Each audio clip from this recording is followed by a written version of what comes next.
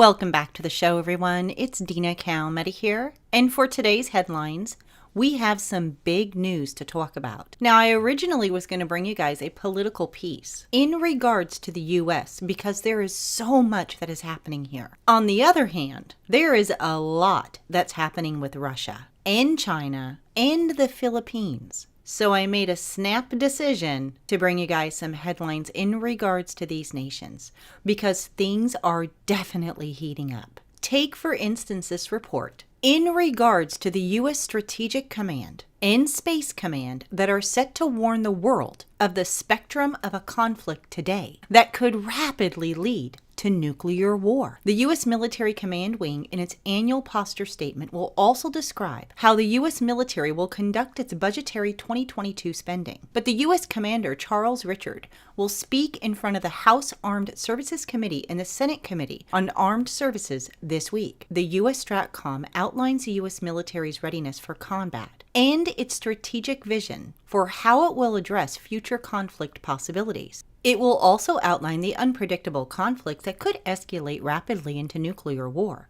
U.S. STRATCOM outlines that this outcome could be decided upon when certain nations consider nuclear force as their least bad option. The Strategic Command will deliver its statement on Tuesday and Wednesday this week, and will be led by Commander Richard, alongside the U.S. Space Command's Commander James Dickinson. And he has described the difficulty of the Strategic Command's role as being one of preparing for a war that has never been fought before. It goes on further to report that last month, the command warned that the U.S. must now be primed for a full-scale nuclear war with China or Russia. Mr. Richard had stated that the chances of an apocalyptic conflict with the rival superpowers is now a very real possibility. His stark World War III warning, which came amid mounting global tensions, was made in a major new review of the current balance of nuclear firepower. He also wrote that there is a real possibility that the regional crisis with Russia or China could escalate quickly to a conflict involving nuclear weapons if they perceived a conventional loss would threaten the regime or state. He claimed that both countries have now begun to aggressively challenge international norms in ways that have not been seen since the height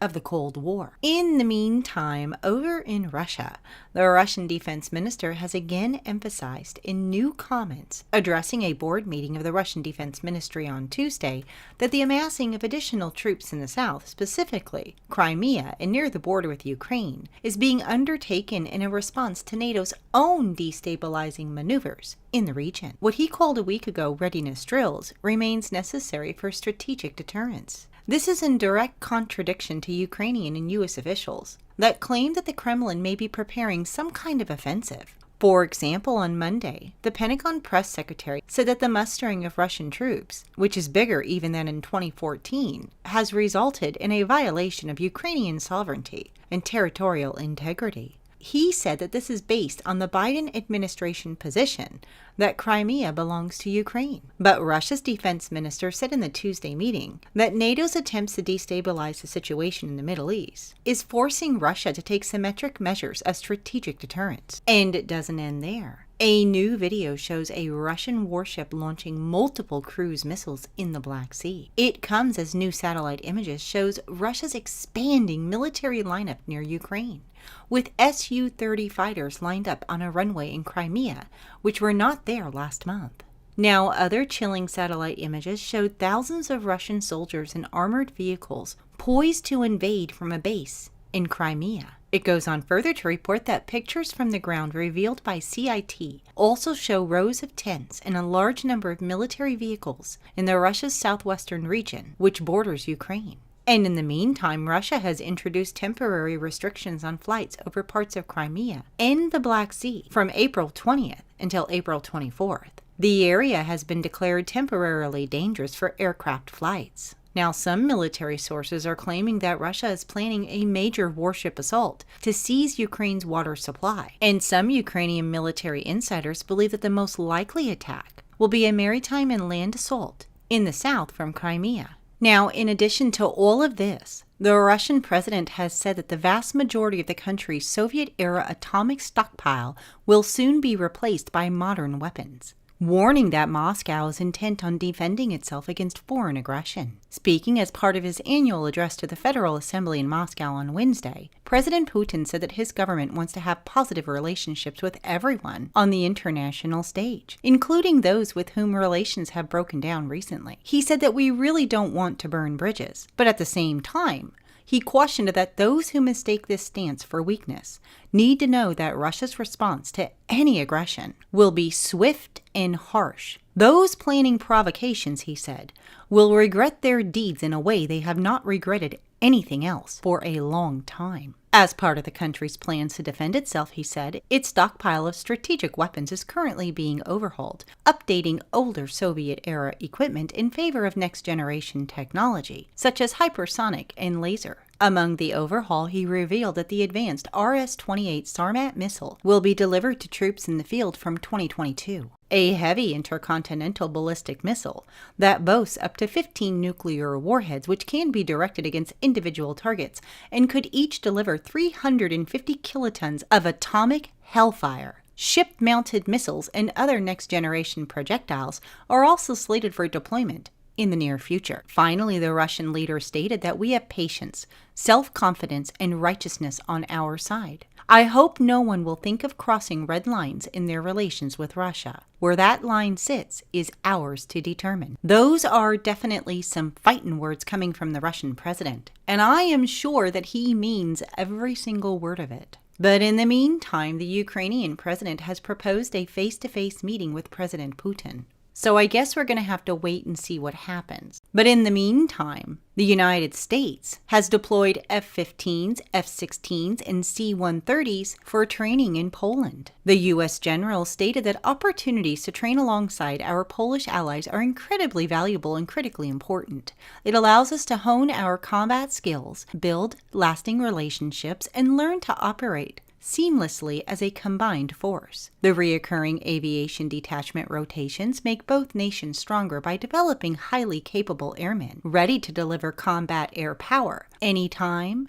and anywhere. Now, apparently, the Pentagon spokesman John F. Kirby said that the exercise in Poland is fairly routine and not a specific reaction to what's going on in Crimea. So very interesting. However, I am sure Russia is not looking at it as a routine training, so to speak. But as always, I will continue to follow these reports and bring you updates. But I would like to move on and talk about what's happening with China, Taiwan, and the U.S. Apparently, Joe Biden is about to stoke the wrath of Beijing by approving his administration's first weapon sale to Taiwan. Washington will supply Taiwan with self-propelled artillery in a deal expected to be fulfilled within 3 years. China, on the other hand, has responded to the news in anger, as the Global Times said that the weapons deal would add fuel to the flames of an already strained relations between Beijing and Taiwan. The American Institute in Taiwan told the administration in March that the Pentagon's Defense Security Cooperation Agency would tell U.S. Congress of the deal very soon. However, Taiwan's defense minister said that he had not yet received formal notification of the deal's approval from the U.S. Finally, it reports that in 2020, Taiwan was the largest recipient of U.S.-made weapons and equipment.